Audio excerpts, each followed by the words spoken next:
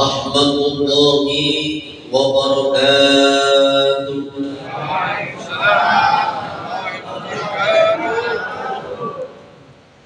الحمد لله الذي أرسل رسوله بالهدى ودين الحق ليظهره على الدين كله وكفى بالله شهيدا وكفى بالله وكيلا. أشهد أن لا إله إلا الله وحده لا شريك له وأشهد أن سيدنا محمدا عبده ورسوله لا نبي بعده. اللهم صل وسلم وبارك على سيدنا محمد وعلى آله وصحبه أجمعين. أما بعد، قال الله تعالى في آياته القرآن العظيم وهو أصدق القائلين: أعوذ بالله من الشيطان الرجيم. يا أيها الذين آمنوا كتب عليكم الصيام كما كتب على الذين من قبلكم لعلكم تتقون أياما معدودة. فمن كان منكم مريضا أو على سفر فعدة من أيام أخر. الآية أي اقرأ الآية أو أتمم الآية. وقال النبي صلى الله عليه وسلم: من صام رمضان إيمانا واحتسابا غفر له ما تقدم من ذنبه.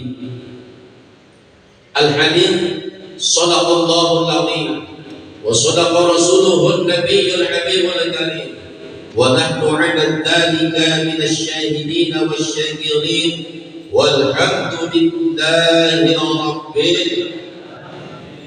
Pertama-tama mari kita panjatkan puji dan syukur kehadirat Allah Azza wa Jalla.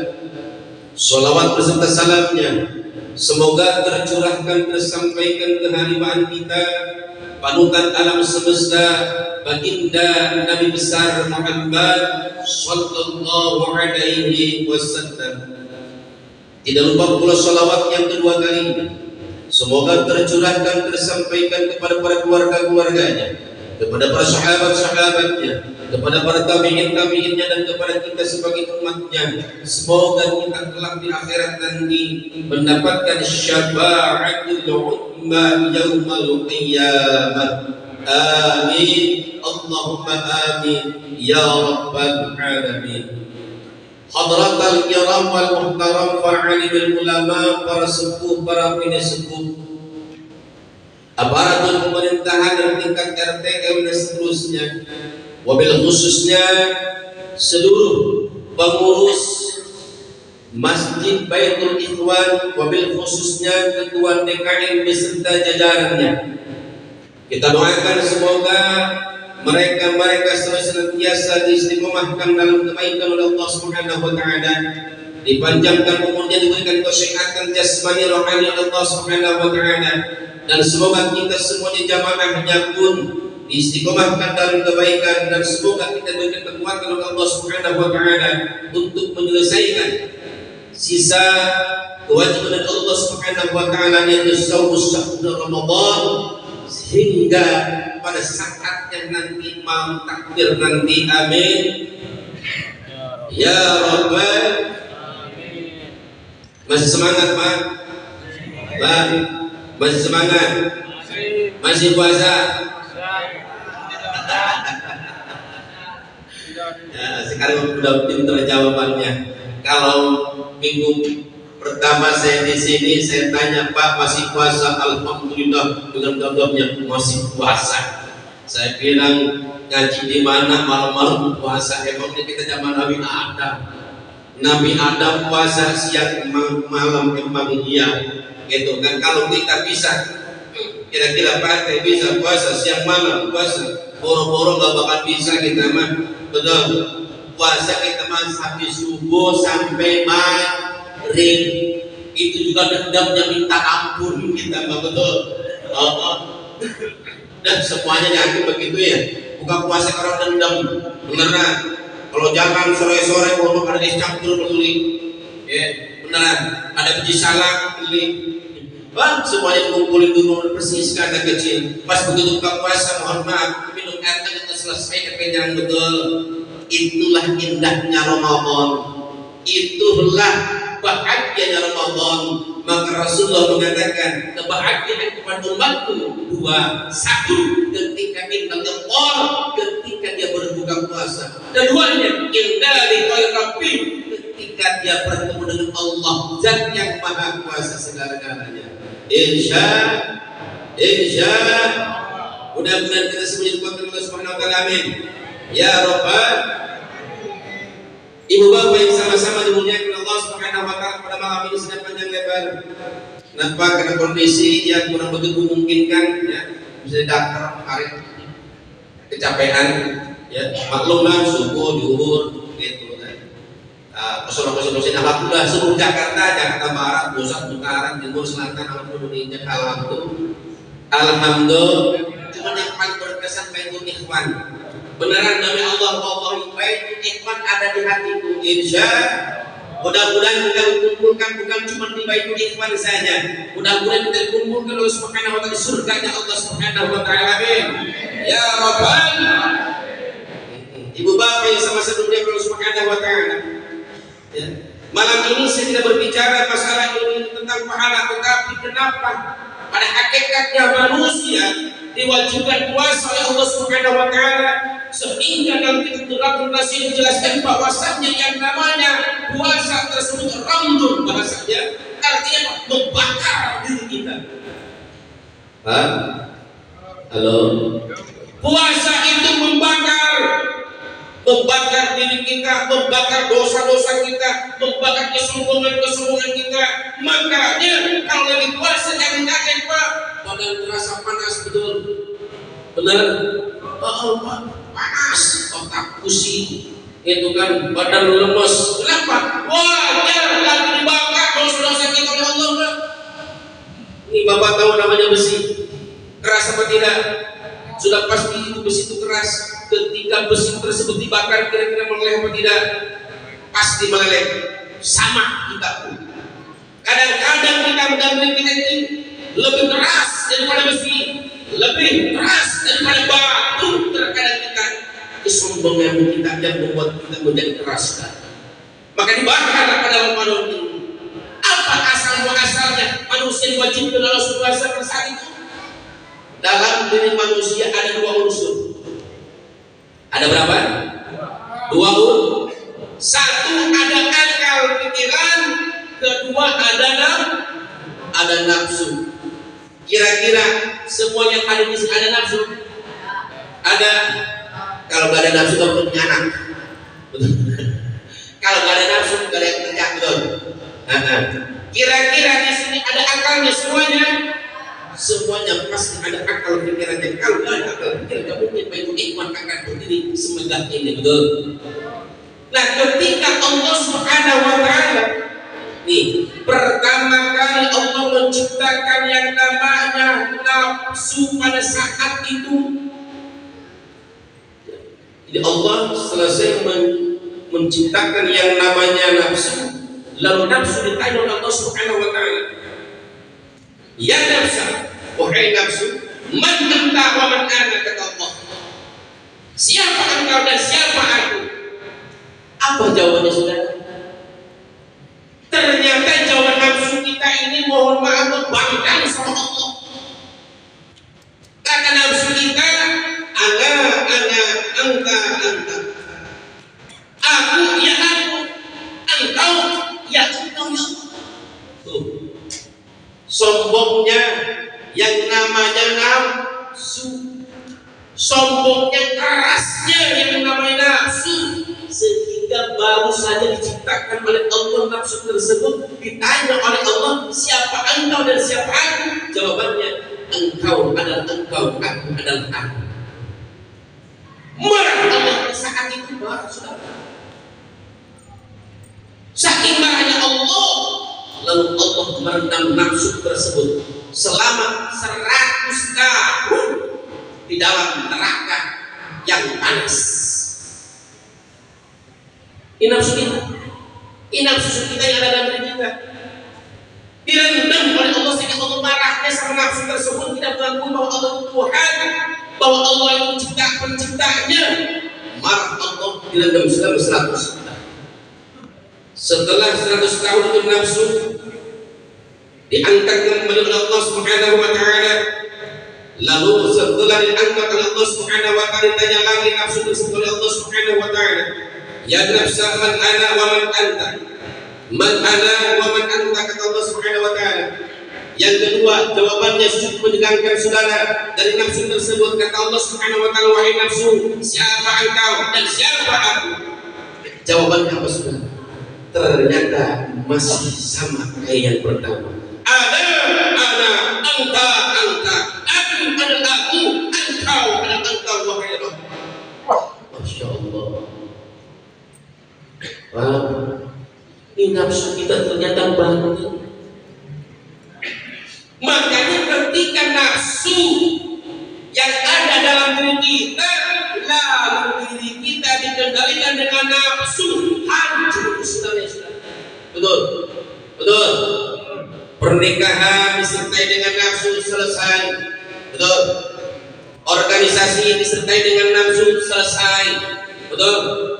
Makanya kita jangan sampai nafsu melindungi kita, jangan sampai nafsu mempengaruhi kita. Harusnya akal pikiran yang akan menjadi jadi tolak ukur kita sudah. Ini jawaban yang kedua. Allah tambah marah sudah. Allah tambah marah. Akhirnya Allah mengundang kembali ini nafsu yang kedua kalinya di dalam api yang jauh lebih dahsyat daripada api yang pertama. Namanya apinya api neraka jahanam. Pak, halo, Pak, Bapak tahu api neraka jahanam? Halo, Pak, tahu api neraka jahanam? Kayak gimana panasnya? Nggak tahu ya? Nggak tahu, Bapak nggak tahu. Cuma saya sedikit aja, ya. Pendek lebar, nggak usah pendek panjang-panjang, sedikit aja gitu ya. Ini yang ada di bumi, ini bukan api neraka dan neraka bukan. Ini cuma asapnya. Ini cuma asapnya api. Ya. Jadi ketika Adam alaihissalam diturunkan Allah Subhanahu wa taala ke bumi untuk masak. Lalu minta sama Allah nyuruh Jibril lalu pergi ke neraka minta kembali ke malaikat. Kata Jibril, malaikat, serahkan aku api untuk Adam. Sudah apa? Ya, tak usah gede-gede, sedikit biji kurma aja. Kata malaikat Jibril minta api neraka jahanam. Segede apa? Segede biji kurma. Mau dibawa kemana, Jibril? Ini buat Adam katanya. Takut Adam mau masak katanya gitu. Bahasanya gitu. Kalau bahasa kita begitu mungkin gitu ya. Oh gitu. Ketahuilah Jibril, kata malaikat Malik, kalau seandainya Jibril engkau aku kasih ya api neraka jahanam segede biji kurma, lalu engkau bawa ke bumi, mohon maaf, kata malaikat Malik, la jabakis samawati wal ard, akan hancur langit dan bumi beserta isinya. Segede kurma, segede kurma Pak, api neraka jahanam kalau ditaruh di muka bumi, langit dan bumi beserta isinya hancur. Bayangin kita direndam di sana. Na'udzubillah ini.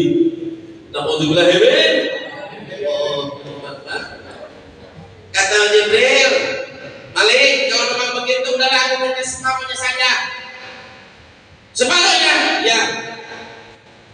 Jibril, ketahuilah, kalau seandainya aku berikan engkau separuh biji kurma ini api neraka jahanam untuk kepentingan Anda dan kamu, mohon maaf. Ya, kata malaikat Malik, maka tidak akan pernah turun hujan dari langit. Saking panas-panasnya api neraka jahanam yang cuma sebagian daripada yang dia namanya biji kurma. Lalu bagaimana Malik?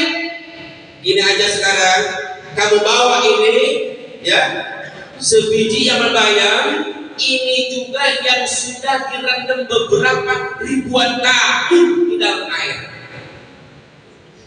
Jadi api neraka jahanam sudah direndam di dalam di dalam air yang ribuan tahun lalu dibawa ke muka bumi ini.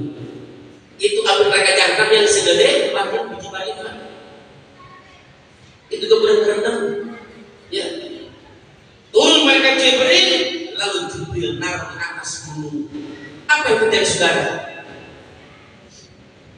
Api neraka jahanam segede biji batu ditaruh di atas gunung, gunung hancur pada saat berangkat.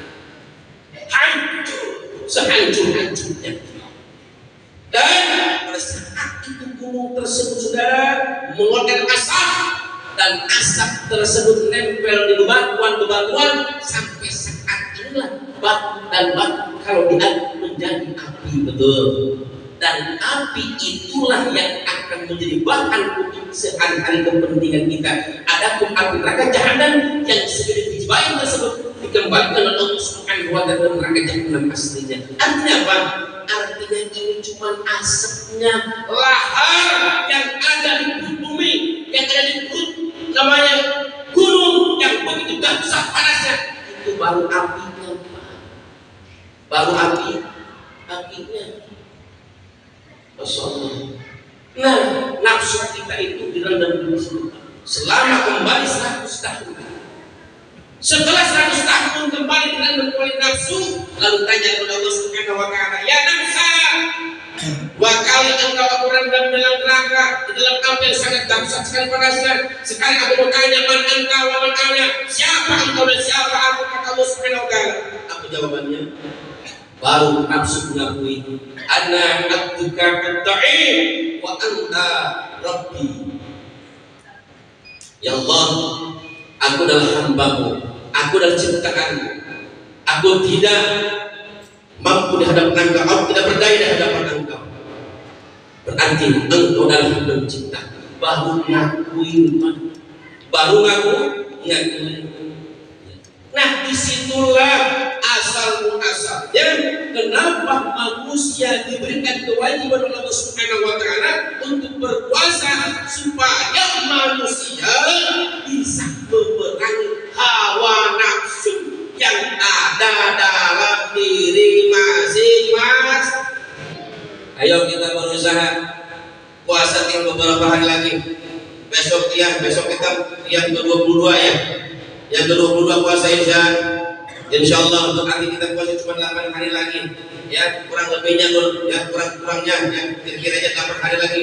Ya, insyaallah kita mudah-mudahan kepada Allah Subhanahu wa taala semoga kita bisa memerangi hawa nafsu dalam diri kita, nafsu kesombongan kita, nafsu amkara murka, nafsu pasar duniawi kita, nafsu segala-galanya. Ingat kata Allah Subhanahu wa taala, "Innan nafsa la'amaratu bisu'." Sesungguhnya nafsu tersebut bisa mengajak kita dalam jalan kehancuran. Na'udzubillah wa na'udzubillah min dzalik. Itulah fungsi daripada puasa, artinya bisa mengendalikan nafsu dalam diri kita supaya diri kita jangan dikendalikan oleh nafsu, tapi dikendalikan oleh akal pikiran kita. Insya itu aja yang saya sampaikan. Kurang dan lebihnya mohon maaf. Hadanallahu wa iyyakum ajma'in. Wassalamualaikum warahmatullahi wabarakatuh. Waalaikumsalam. Sallu sunnata tarawih rak'ataini jami'an rahimakumullah.